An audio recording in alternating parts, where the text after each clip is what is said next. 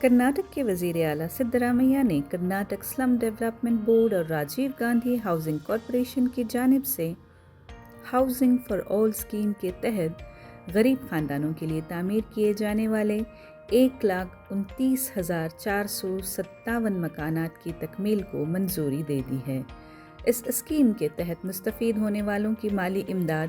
حکومت کرے گی۔ ان گھروں کو مکمل کرنے کے لیے مرحلہ وار مالی امداد فراہم کی جائے گی، لیکن ہر ایک کو کم از کم 1 لاکھ روپوں کا شیئر دینا ہوگا اور حکومت 4 لاکھ روپے تک ہر ایک کے لیے مدد کرے گی۔ Chief minister home office Krishna میں منعقد کیے گئے ہاؤسنگ ڈپارٹمنٹ کی پیش رفت کا جائزہ اجلاس کے دوران سی ایم سدرامیا نے محکمہ خزانہ کے افسران کو ہدایت دی کہ وہ ان مکانات کی تعمیر کے مختلف مراحل کے لیے مالی ضروریات کا جائزہ لیں۔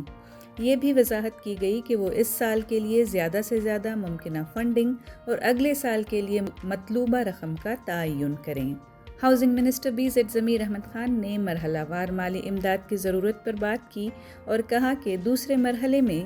سلم ڈیولپمنٹ بورڈ کی طرف سے مختص کرنے کے لیے تیار 39,966 مکانوں کے لیے 862 کروڑ روپے درکار ہیں۔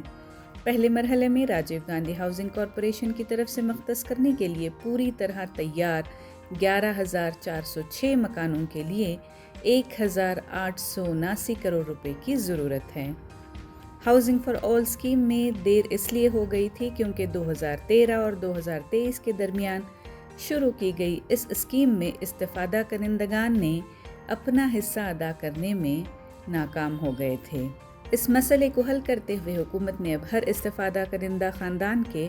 4 لاکھ روپے کا احاطہ کرنے کا فیصلہ کیا ہے، جیسا کہ ہاؤسنگ کے وزیر ضمیر احمد خان نے واضح کیا ہے، اور مسلم ڈیولپمنٹ بورڈ کی اسکیم کے لیے ابتدائی منظوری دے دی گئی ہے۔ اس میٹنگ میں راجیو گاندھی ہاؤسنگ کارپوریشن کی اسکیم کو بھی اصولی منظوری دے دی گئی ہے۔